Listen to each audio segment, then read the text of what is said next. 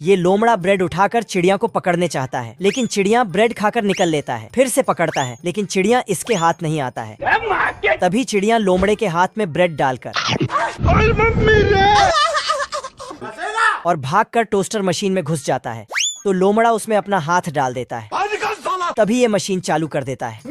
फिर तो लोमड़ा का हाथ, बाप रे, फिर ये चिड़िया के पीछे बिना नहा धो के पड़ जाता है। तो चिड़िया इस कमरे से उस कमरे में गोल गोल घूमने लगता है। फिर वहीं बैठकर खाना खाने लगता है। और बेवकूफ लोमड़ा, ससुर क्या करूं? लोमड़े के फ्रिज में रखे चिकन को ये चिड़िया खा जाता है। मजा आ गया भाई। तभी ये साला पीछे से चुपके से आता है और चिड़िया को पकड़कर चूल्हे में पकाने के लिए डाल देता है, लेकिन वो इधर उधर से निकल जाता है। फिर चिड़िया खुद एक माचिस का तीली दिया जलाने के लिए तो ये जलाता है, लेकिन चिड़िया